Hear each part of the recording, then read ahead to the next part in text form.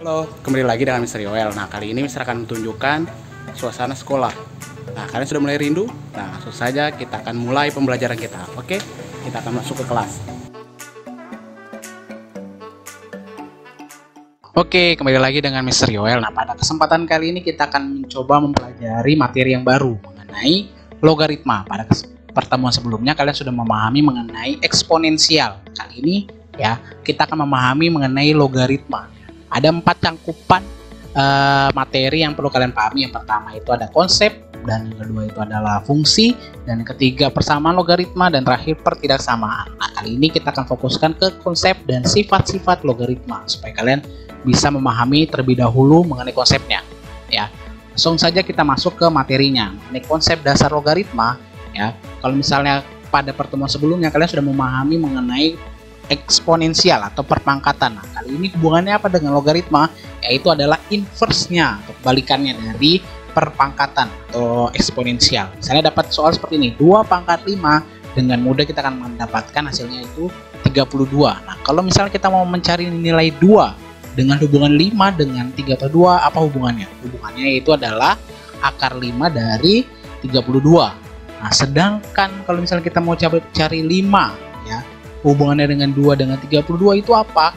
Nah, disinilah hubungannya yang kita gunakan adalah logaritma. Berarti basis 2 log 32. Ingat ya, bacanya basis 2 log 32.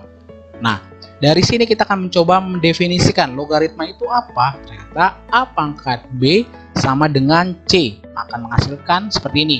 Ya, basis A log C sama dengan B.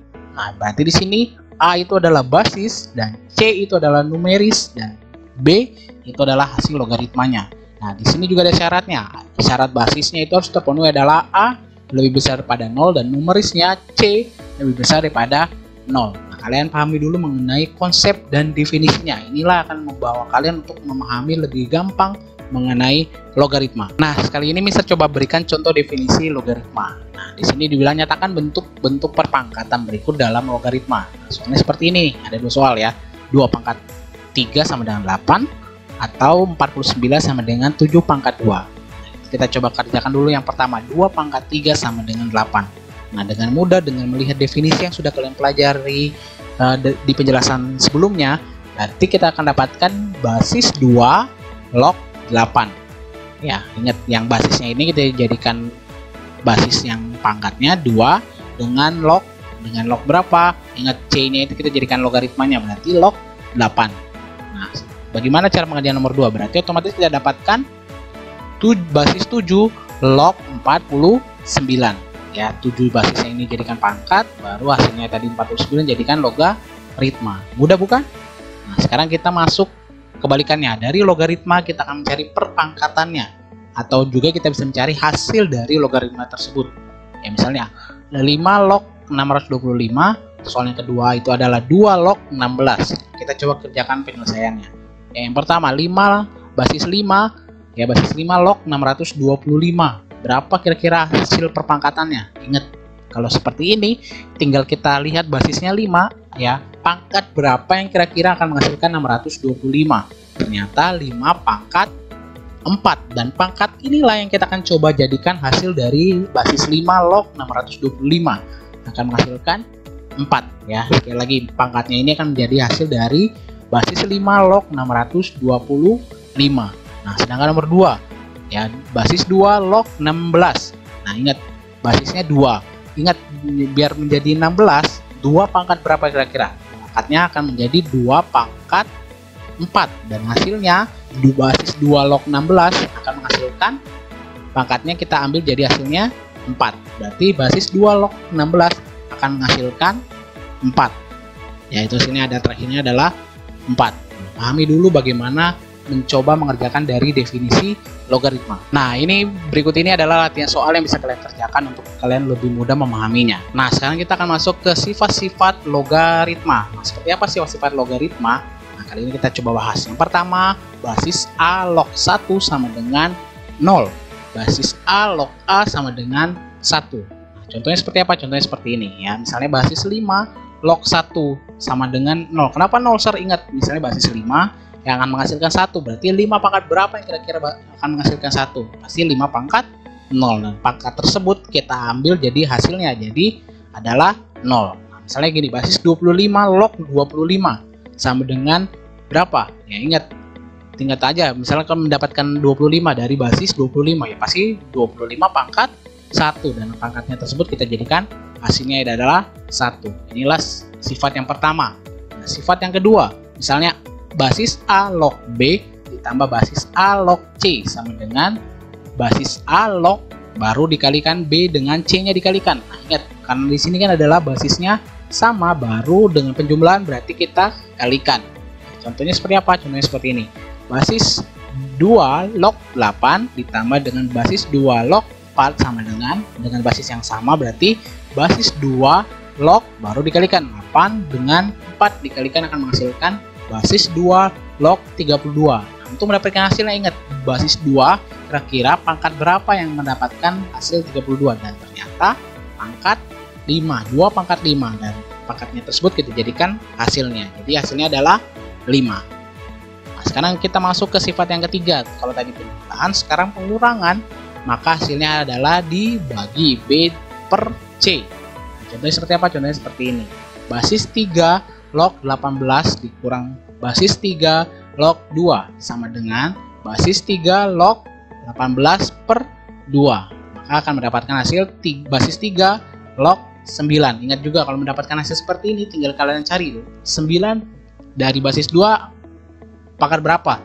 Ternyata 3 pangkat 2 akan menghasilkan 9. Berarti pangkatnya lah yang kita ambil. Berarti basis 3 log 9 sama dengan 2. Nah, ini sifat yang ketiga. Nah, sifat yang keempat seperti apa? Nah, sekali ini kita masuk ke tahap yang lebih susah, yaitu adalah basis A pangkat M log B pangkat N. Akan menghasilkan pangkatnya jadi per. Berarti N dibagi dengan M. Baru basis A log B. Nah, contohnya seperti ini.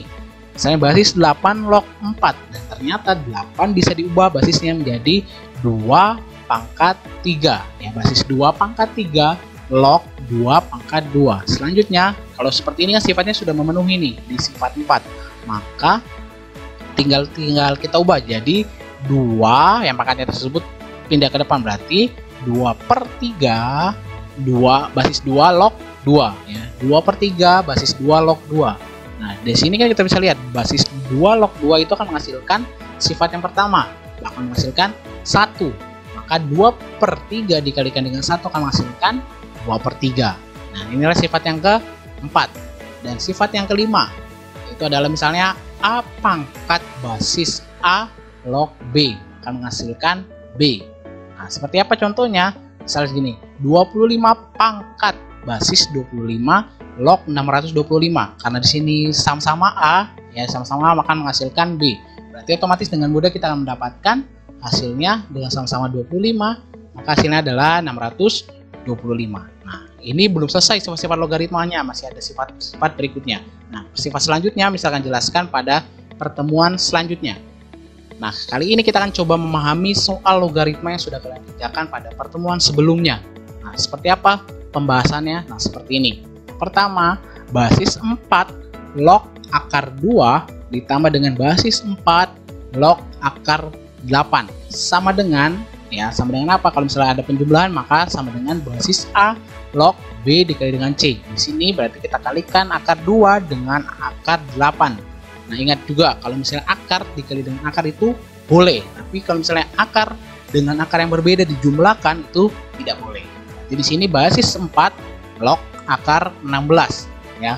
Berarti dari akar 16 kita akan mendapatkan basis 4 log 4. Ingat juga dalam sifat-sifat yang pertama tadi, sifat logaritma yang pertama. Berarti di sini adalah basis 4 log 4 akan menghasilkan 1. Mudah kita menjawab soal yang pertama.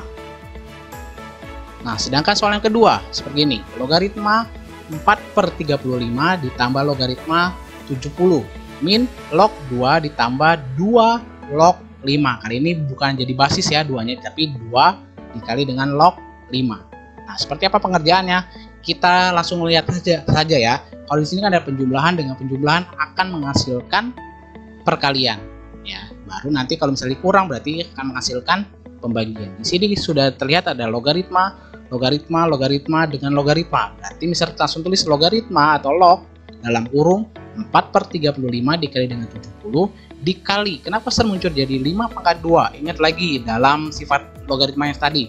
Kalau misalnya Mister ubah ya 2 log 5 menjadi 5 log, jadi log 5 pangkat 2 ya. Kalau misalnya seperti ini kan sama juga dengan ini, tinggal 2-nya tinggal taruh pindah ke depan menjadi 2 log 5, jadinya sama log 5 pangkat 2 sama dengan 2 log 5.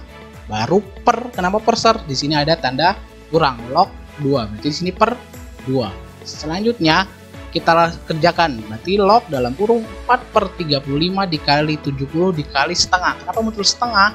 Karena ingat juga di sini kan per 2. Kalau misalkan hilangkan pembagiannya mau dijadikan perkalian, di sini kan 2/1 nih, tidak terus di sini 2/1. Kalau misalnya kita putar ke atas ya, kita putar ke atas, yang 2 yang ini jadi ke atas menjadi 1/2 dikali dengan 5 pangkat 2. Kalau misalnya kalian kerjakan ini akan menghasilkan log 100 ya, log 100. Dari log 100 kita ubah lagi menjadi log 10 pangkat 2. Nah, selanjutnya Mister ubah lagi nih menjadi 2 log 10 dengan basisnya berapa? Nah, belum tahu nih basisnya berapa. Nah, ini menjadi catatan juga ketika dapat soal misalnya seperti ini, log misalnya log 100. Ingat di sini ada tertulis sebenarnya, tapi kalian tidak tahu ya. Di sini kalau dapat soal seperti ini log berapapun ya, ingat aja di sini basisnya adalah 10. Berarti kita tulis 10 log 10. Berarti 2 dikalikan dengan basis 10 log 10. Nah, ingat lagi sifat yang pertama, kalau misalnya A, basis A log A akan menghasilkan 1. Berarti di sini 2 dikalikan dengan 10 log 10 itu adalah 1. Berarti 2 dikalikan dengan 1 maka hasilnya adalah 2. Nah, inilah cara pengerjaan di nomor yang kedua. Pahami dulu dan setelah itu kalian akan coba kerjakan latihan soal supaya kalian lebih mudah memahami mengenai sifat logaritma yang sudah Mister jelaskan kelima tersebut ya. Untuk pertemuan berikutnya Mister akan lanjutkan mengenai sifat-sifat logaritma dengan fungsi logaritma. Oke, salaman.